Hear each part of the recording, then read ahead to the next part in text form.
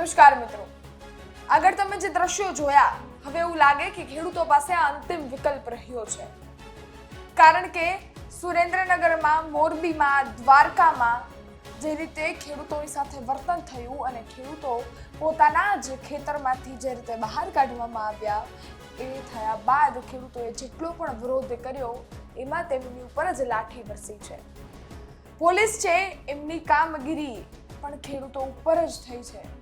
ખેડૂતોને ટીંગાટોળી કરી બહાર લાવવામાં આવે છે, ખેડૂતો ઉપર દંડા વરસાવવામાં આવે છે અને આ બધાથી હવે અંતિમ વિકલ્પ જો ખેડૂતો પાસે રહ્યો હોય તો એક આ જ રહ્યો હોય એવું લાગી રહ્યું છે. ન નેતાઓ સાંભળે છે કે ન કોઈ. જેટલા પણ જિલ્લાઓમાં ઘટના થઈ રહી છે ત્યાંના ધારાસભ્યો પણ ચૂપ બેઠા છે. એ ખબર નહીં શું કામ બેઠા છે. ભારતીય જનતા પાર્ટીના જેટલા પણ સત્તાધારીઓ છે એ બધા ચૂપ બેઠા છે. મોરબીની વાત લઈ લ્યો, સુરેન્દ્રનગરના કોંઢની વાત લઈ લ્યો કે દ્વારકાની લઈ લ્યો, બધાના ધારાસભ્ય ચૂપ શું કામ છે એ સવાલ છે.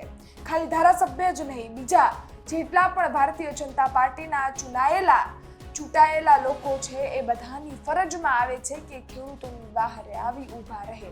પણ ખબર નહીં કોઈ આવી ઊભું નથી રહેતું, એ તો બાદનો પ્રશ્ન છે. પરંતુ ખેડૂતોની આશરે અત્યારે વિકલ્પ ચીસો પાડી રાડો નાખી રહ્યું છે, પરંતુ એમનું પણ સાંભળવા વાળું કોઈ જ નથી એવું લાગે છે. જિગ્નેશ મેવાણી, પાલ આંબલિયા બંને ગઈકાલે સુરેન્દ્રનગરના કોંઢમાં હતા. પાલ આંબલિયા તો ખેર ઘણા સમયથી આ ખેડૂતો માટે લડતા આવ્યા છે અને સાથે જ આ ખેડૂતો માટે એ ખેડૂત નેતા છે. ખેડૂતો માટે અનેક મુદ્દાઓ પણ ઉપાડે છે. પાલ આંબલિયા હંમેશા ખેડૂતોની બહાર આવે છે. ખેડૂતોનો કોઈ પણ મુદ્દો હોય, પાલ આંબલિયા સૌથી આગળ જોવા મળે છે. પરંતુ આ બધાના છેવટે એક જ વસ્તુ થઈ. પાલ આંબલિયા, જિગ્નેશ મેવાણી બધાએ કહ્યું એક જ ધૂન, 15 જૂન આવનારી 15 તારીખે એ લોકો ગાંધીનગર જવાના છે અને સાથે જ એ ગાંધીનગર જઈ અને ત્યાં વિરોધ નોંધાવવાના છે અને પ્રશ્નોની રજૂઆત કરવાના છે.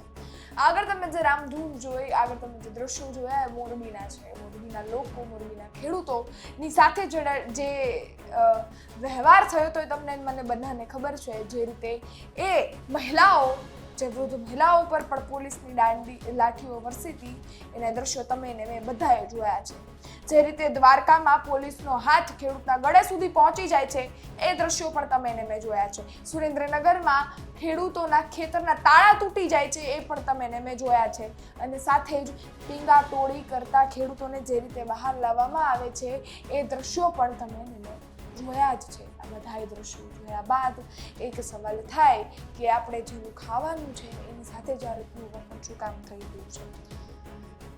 હવે આ રામધૂન, આ બધી જ વસ્તુઓ થઈ રહી છે, પરંતુ ખેર આવનારા 15 જૂને આ બધી જ વસ્તુઓને લઈ પાલ આંબલિયા કોંગ્રેસ છે એ 15 જૂને ગાંધીનગર જવાનું છે. આવનારા સમયમાં શું થશે એ જોવું રહ્યું. ભારતીય જનતા પાર્ટીના એક નેતાઓ સુધી આ વિડીયો પહોંચાડજો અને ખબર પડે કે ક્યાં ક્યાં બોલવાનું હતું ને શું કામ નથી બોલી રહ્યા. આપનું શું માનવું છે કોમેન્ટ કરજો. બાકી આપણે